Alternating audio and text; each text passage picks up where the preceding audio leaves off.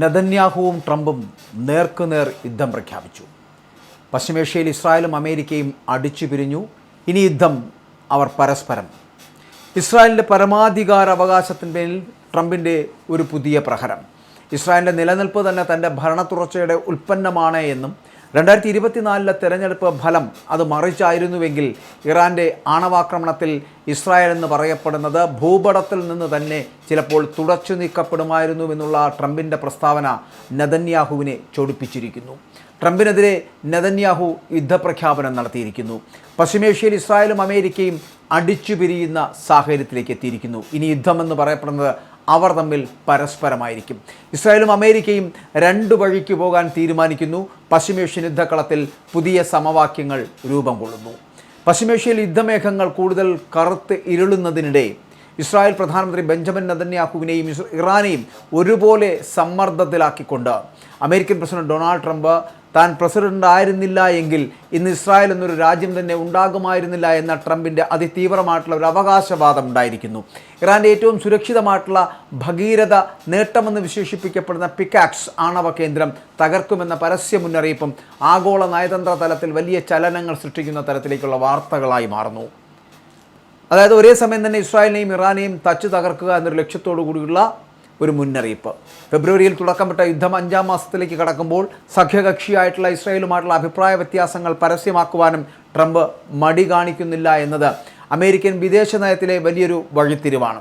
Trump ഇസ്രായേലിൻ്റെ നിലനിൽപ്പ് തന്നെ തൻ്റെ ഭരണ തുടർച്ചയുടെ ഉൽപ്പന്നമാണ് എന്നുള്ളൊരു വാദമാണ് ഉയർത്തിയിരിക്കുന്നത്.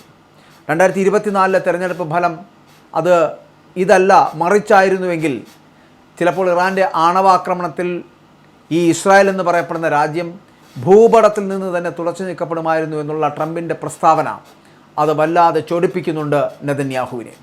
ഇസ്രായേൽ എന്ന് പറയപ്പെടുന്ന സ്വയം പ്രതിരോധ ശേഷിയുള്ള രാഷ്ട്രമാണ് എന്ന ടെൽ അവീവിൻ്റെ പരമ്പരാഗത നയതന്ത്ര അവകാശവാദങ്ങളുടെ അടിത്തറ ഇളക്കുന്നതായിരുന്നു അമേരിക്കൻ പ്രസിഡന്റ് ഈ തുറന്നു പറച്ചിലെന്ന് പറയപ്പെടുന്നത്. അപ്പോൾ ഇതിനു പുറമെ നയതന്ത്രപരമായിട്ടുള്ള രഹസ്യങ്ങൾ മാധ്യമങ്ങളിലൂടെ പരസ്യപ്പെടുത്തുന്ന നെതന്യാഹുവിൻ്റെ രീതിയെയും ട്രംപ് കടുത്ത ഭാഷയിൽ വിമർശിച്ചു. നദാൻസ് ആണവ നിലയത്തിന് സമീപമുള്ള പിക്കാക്സ് പർവ്വതനിരയിലെ രഹസ്യ തുരങ്കങ്ങളിൽ ഇറാൻ വീണ്ടും ഈ സെൻട്രിഫ്യൂജുകൾ സ്ഥാപിക്കുന്നുണ്ട് എന്നും ഇതിൻ്റെ തെളിവുകൾ ട്രംപിന് കൈമാറുമെന്നും നെതന്യാഹു മാധ്യമങ്ങളോട് പ്രഖ്യാപിച്ചിരുന്നു. ഇതിനോടാണ് ട്രംപ് കടുത്ത ഭാഷയിൽ പ്രതികരിച്ചത്. അതായത് നെതന്യാഹു അത് തന്നോട് നേരിട്ട് പറയണമായിരുന്നുവെന്നും ലോകത്തോട് മുഴുവൻ വിളിച്ചു പറഞ്ഞ് തന്നെ ഈ യുദ്ധത്തിൽ കെട്ടിയിടാനാണ് അദ്ദേഹം ശ്രമിക്കുന്നത് എന്നും ട്രംപ് പരസ്യമായി കുറ്റപ്പെടുത്തി. അപ്പോൾ ഇസ്രായേലുമായിട്ടുള്ള അഭിപ്രായ വ്യത്യാസങ്ങൾ ഒരു വശത്ത് നിൽക്കുമ്പോഴും ഇറാനെതിരെയുള്ള സൈനിക ഭീഷണി ട്രംപ് കൂടുതൽ കടുപ്പിക്കുകയാണ്. കരാറിന് തയ്യാറായില്ലെങ്കിൽ ഇറാൻ്റെ ഭൂഗർഭ ആണവ കേന്ദ്രമായിട്ടുള്ള പിക്കാക്സ് തകർക്കുമെന്നാണ് ഇപ്പോഴത്തെ മുന്നറിയിപ്പ് എന്ന് പറയപ്പെടുന്നത്. ബങ്കർ ബസ്റ്റർ ബോംബുകൾക്ക് പോലും തകർക്കാൻ സാധിക്കാത്ത വിധം പർവ്വതത്തിനുള്ളിൽ ആഴത്തിൽ സ്ഥിതി ചെയ്യുന്ന ഈ തുരങ്ക സമുച്ചയം ഇറാൻ്റെ ആണവ പദ്ധതികളുടെ അവസാന പ്രതിരോധ കോട്ടയാണ്. അങ്ങനെയാണ് ഇതിനെ കണക്കാക്കപ്പെടുന്നത്. അപ്പോൾ ഇറാൻ്റെ പക്കൽ ആണവായുധമില്ലെന്ന് അവർ അവകാശപ്പെടുമ്പോഴും ഭാവിയിലെ ആണവ സമ്പുഷ്ടീകരണത്തിന് ഈ കേന്ദ്രം ഉപയോഗിക്കപ്പെടുമെന്നാണ് ഇസ്രായേൽ രഹസ്യാന്വേഷണ ഏജൻസികളുടെ ഒരു വിലയിരുത്തലെന്ന് പറയപ്പെടുന്നത്. രൂക്ഷമായിട്ടുള്ള യുദ്ധം തുടരുന്ന ഹോർമൂസ് കടലിടുക്കിലെ നിയന്ത്രണം പൂർണ്ണമായിട്ടും അമേരിക്ക ഏറ്റെടുത്തതായിട്ട് ട്രംപ് അവകാശവാദം ഉന്നയിക്കുന്നുണ്ട്. അതായത് ഇറാനല്ല, ഞങ്ങൾ തന്നെയാണ് ഇപ്പോൾ ഹോർമൂസ് നിയന്ത്രിക്കുന്നത് എന്നും ഞങ്ങൾക്ക് താല്പര്യമുള്ള കപ്പലുകൾ മാത്രമേ അതിലൂടെ കടത്തിവിടൂ എന്നും ട്രംപ് വ്യക്തമാക്കുന്നു. ലോകത്തിലെ എണ്ണ വ്യാപാരത്തിൻ്റെ 1/5 കടന്നുപോകുന്ന ഈ തന്ത്രപ്രധാനമായിട്ടുള്ള ഹോർമൂസ് കടലിടുക്ക് പാത 5 മാസമായി അടഞ്ഞുകിടക്കുന്നത് ആഗോള സാമ്പത്തിക മേഖലയെ വളരെ വല്ലാതെ ബാധിച്ചിട്ടുണ്ട്. ക്രൂഡ് ഓയിൽ വില എന്ന് പറയപ്പെടുന്ന ബാരലിന് $100 അടുക്കുകയാണ്. അതേസമയം ട്രംപിൻ്റെ അവകാശവാദങ്ങളെ പൂർണ്ണമായിട്ടും തള്ളിക്കളയുന്ന നിലപാടാണ് ഇറാൻ്റെ ഖാദം അൽ അൻബിയ സെൻട്രൽ ഹെഡ്ക്വാർട്ടേഴ്സ് സ്വീകരിച്ചിരിക്കുന്നത്. US സൈന്യത്തിൻ്റെ സാന്നിധ്യമാണ് മേഖലയിൽ സുരക്ഷാ ഭീഷണി സൃഷ്ടിക്കുന്നത് എന്നും സാമ്പത്തിക നഷ്ടങ്ങൾ അമേരിക്കൻ ഉപരോധത്തെ തുടർന്ന് മരവിപ്പിച്ച ഇറാൻ്റെ അക്കൗണ്ടുകളിൽ നിന്ന് ഈടാക്കുമെന്നും ഇറാൻ്റെ വക്താവായിട്ടുള്ള ഇബ്രാഹിം സോൾഫഗാരി തിരിച്ചടിച്ചിരിക്കുന്നു. യുദ്ധനഷ്ടപരിഹാരം ഇറാൻ്റെ മരവിപ്പിച്ച പണത്തിൽ നിന്ന് ഈടാക്കുമെന്ന ട്രംപിൻ്റെ ട്രൂത്ത് സോഷ്യൽ പ്രഖ്യാപനത്തിനുള്ള വളരെ കൃത്യമായിട്ടുള്ള തിരിച്ചടിയും മറുപടിയുമായിരുന്നു അത് എന്നുള്ളതാണ്. അപ്പോൾ റിപ്പബ്ലിക്കൻ സെനറ്റർ ലിൻസെ ഗ്രഹാമിൻ്റെ സംസ്കാര ചടങ്ങിൽ പങ്കെടുക്കാൻ വാഷിംഗ്ടണിലെത്തിയ നെതന്യാഹുവുമായിട്ട് വൈറ്റ് ഹൗസിൽ ട്രംപ് കൂടിക്കാഴ്ച നടത്തിയെങ്കിലും പശ്ചിമേഷ്യൻ വിഷയത്തിൽ ഇരുവരും തമ്മിലുള്ള ഭിന്നത പൂർണ്ണമായിട്ട് പരിഹരിക്കപ്പെട്ടിട്ടില്ല എന്നുള്ളതാണ് സൂചന. ജൂണിൽ കൈവരിച്ച 14 താൽക്കാലിക ധാരണകൾ ലംഘിക്കപ്പെട്ടതിനെ തുടർന്ന് ജൂലൈ ആദ്യവാരം പുനരാരംഭിച്ച വ്യോമാക്രമണങ്ങൾ കഴിഞ്ഞ വെള്ളിയാഴ്ചയോടെ താൽക്കാലികമായിട്ട് അമേരിക്ക നിർത്തിവെച്ചിരിക്കുകയാണ്. മേഖലയിലെ പ്രത്യാക്രമണങ്ങൾ ഇറാൻ്റെ ഭാഗത്തു നിന്നും ശക്തമാണ്. അമേരിക്കൻ കപ്പലുകളെയും എണ്ണ ടാങ്കറുകളെയും ലക്ഷ്യമാക്കി ഇറാൻ നടത്തുന്ന ഡ്രോൺ മിസൈൽ ആക്രമണങ്ങളിൽ ഇതിനകം തന്നെ 4 US സൈനികർ കൊല്ലപ്പെട്ടിട്ടുമുണ്ട്. മേഖലയിലെ അമേരിക്കൻ സൈനിക താവളങ്ങൾക്ക് നേരെയും ഇറാൻ പിന്തുണയുള്ള ഗ്രൂപ്പുകൾ ആക്രമണം കടുപ്പിക്കുകയാണ്. അമേരിക്കൻ പ്രസിഡന്റ് തിരഞ്ഞെടുപ്പ് ആസന്നമായിരിക്കെ പശ്ചിമേഷ്യയിലെ യുദ്ധത്തിൽ നിന്ന് ഘട്ടം ഘട്ടമായി പിന്മാറാനും എന്നാൽ ഇറാൻ്റെ ആണവ ഭീഷണി പൂർണ്ണമായിട്ട് നിർവീര്യമാക്കുവാനും ട്രംപ് നടത്തുന്ന തന്ത്രപരമായിട്ടുള്ള നീക്കങ്ങളുടെ ഭാഗമായാണ് ഈ പ്രസ്താവനകളെ രാഷ്ട്രീയ നിരീക്ഷകരടക്കം കാണുന്നത്. സഖ്യകക്ഷിയായിട്ടുള്ള ഇസ്രായേലിൻ്റെ ആവശ്യങ്ങൾ അതേപടി അംഗീകരിക്കുവാൻ തയ്യാറല്ലെന്ന് വ്യക്തമാക്കുന്നതിലൂടെ യുദ്ധത്തിൻ്റെ പൂർണ്ണ നിയന്ത്രണം തൻ്റെ കൈകളിലാണ് എന്ന് ട്രംപ് ആഗോള സമൂഹത്തിന് സന്ദേശം നൽകുന്നുണ്ട്. പിക്കാക്സ് മലനിരകളിലെ തുരങ്ക ശൃംഖല തകർക്കുക എന്നത് സാങ്കേതികമായിട്ട് അമേരിക്കൻ സൈന്യത്തിന് വൻ വെല്ലുവിളിയാണ്. കാരണം പർവ്വതത്തിനുള്ളിൽ 100 കണക്കിന് മീറ്റർ ആഴത്തിൽ നിർമ്മിച്ചിരിക്കുന്ന ഈ കേന്ദ്രം തകർക്കാൻ തന്ത്രപ്രധാനമായിട്ടുള്ള അണുബോംബുകളോ അല്ലെങ്കിൽ വൻതോതിലുള്ള പരമ്പരാഗത സ്ഫോടക വസ്തുക്കളോ ഉപയോഗിക്കേണ്ടി വരും. ഇത് മേഖലയെ കൂടുതൽ വലിയ ദുരന്തത്തിലേക്ക് തള്ളിവിടുമെന്ന് യുദ്ധവിദഗ്ധർ തന്നെ മുന്നറിയിപ്പ് നൽകി കഴിഞ്ഞു.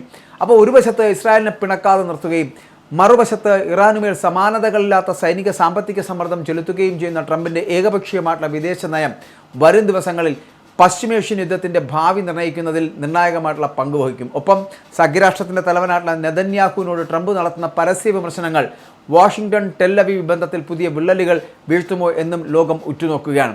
സത്യത്തിൽ നെതന്യാഹുവും ട്രംപും നേർക്കുനേർ യുദ്ധം പ്രഖ്യാപിക്കുന്ന ഒരു സാഹചര്യത്തിലേക്ക് എത്തിക്കഴിഞ്ഞിരിക്കുന്നു. പശ്ചിമേഷ്യയിൽ ഇസ്രായേലും അമേരിക്കയിലും അടിച്ചു പിരിയുന്ന ഒരവസ്ഥയിലെത്തി. ഇനി പരസ്പരം യുദ്ധം ചെയ്യുവാനുള്ള തീരുമാനത്തിലേക്കാണ് ഇസ്രായേലും അമേരിക്കയും എത്തപ്പെടുന്നത്. ഇസ്രായേലിൻ്റെ പരമാധികാര അവകാശവാദത്തിന്മേൽ ട്രംപിൻ്റെ പുതിയ പ്രഹരമാണിത്. എന്തുകൊണ്ടാണ് ഇങ്ങനെ സംഭവിക്കുന്നത്? ഇസ്രായേലാണ് ആദ്യം യുദ്ധം തുടങ്ങിയതും ആ ഇസ്രായേലിൻ്റെ അത്തരത്തിലുള്ള നടപടികളോട് ഇപ്പോൾ പൂർണ്ണമായിട്ടും യോജിക്കാൻ ട്രംപിന് കഴിയാതെ വരുന്നത് നമുക്കറിയാം. അമേരിക്കയിൽ നടത്തിയ സർവേ ഫലങ്ങളിൽ വളരെ പിന്നിൽ ജനപിന്തുണയിൽ പുറകിലോട്ട് പോയ ഒരു നേതാവായി ട്രംപ് മാറുകയും അവിടുത്തെ ഡെമോക്രാറ്റുകളടക്കം റിപ്പബ്ലിക്കുകളടക്കം തീർച്ചയായിട്ടും അമേരിക്കൻ ജനത ഒന്നടങ്കം ഈ യുദ്ധത്തിനോട് പരസ്പര വിരുദ്ധമായിട്ടുള്ള മറുപടികളാണ് നൽകുന്നത്. മാത്രമല്ല യുദ്ധം വേണ്ട എന്നുള്ള തീരുമാനത്തിലാണ് ഭൂരിപക്ഷം അമേരിക്കക്കാരും. എന്നിട്ടും യുദ്ധം നടത്തുന്നതിൽ അമേരിക്കൻ ജനതയ്ക്ക് വല്ലാത്ത വിഷമമുണ്ട്. ഒപ്പം തന്നെ ട്രംപിനോട് അത്തരത്തിലുള്ള ഒരു ജനപ്രിയത ഇല്ലാതാവുകയും ചെയ്യുന്നുണ്ട്. ആ ഒരു സാഹചര്യത്തിലാണ് എങ്ങനെയും തിരിച്ച് അമേരിക്കൻ ജനതയോടൊപ്പം ചേർന്ന് നിൽക്കുന്നതിന് വേണ്ടിയാണ് ഇസ്രായേലിനെ തള്ളിക്കളഞ്ഞുകൊണ്ട് നെതന്യാഹുവിനെ ഒരു യുദ്ധം പ്രഖ്യാപിച്ചുകൊണ്ട് ഇപ്പോൾ ട്രംപ് മുന്നോട്ട് പോകുന്നത്. അപ്പോൾ ഇസ്രായേലിൻ്റെ പരമാധികാര അവകാശവാദത്തിന്മേൽ ട്രംപിൻ്റെ ഒരു പുതിയ പ്രഹരമാണിത്. ഇസ്രായേലിൻ്റെ നിലനിൽപ്പിനെ തന്നെ ബാധിക്കുന്ന തരത്തിലുള്ള അവകാശവാദങ്ങളാണ് ട്രംപ് ഉന്നയിക്കുന്നത്. കാരണം ഇപ്പോൾ ഈ ഭരണ തുടർച്ച ഉണ്ടായതുകൊണ്ട് ട്രംപിന് ഭരണ തുടർച്ച 2024 തെരഞ്ഞെടുപ്പ് ഫലം മറ്റൊന്നായിരുന്നുവെങ്കിൽ, അതായത് ട്രംപ് വിജയിക്കാതിരുന്നുവെങ്കിൽ അല്ലെങ്കിൽ ട്രംപ് അമേരിക്കയുടെ പ്രസിഡന്റ് അല്ലായിരുന്നുവെങ്കിൽ ഇറാൻ നടത്തിയ ആണവാക്രമണത്തിൽ ഇസ്രായേൽ എന്ന് പറയപ്പെടുന്ന രാജ്യം ഈ ഭൂപടത്തിൽ തന്നെ ഉണ്ടാകില്ല എന്നുള്ളതാണ് ട്രംപിൻ്റെ പ്രസ്താവന. ഇത് സ്വാഭാവികമായിട്ടും ഇസ്രായേൽ എന്ന് പറയപ്പെടുന്ന രാജ്യത്തിൻ്റെ പ്രധാനമന്ത്രി നെതന്യാഹുവിനെ സ്വാഭാവികമായിട്ടും ചൊടിപ്പിച്ചു എന്നുള്ളതാണ്. അപ്പോൾ ട്രംപിനെതിരെ നെതന്യാഹു യുദ്ധപ്രഖ്യാപനം നടത്തുന്ന തരത്തിലേക്ക് എത്തിയിരിക്കുന്നു.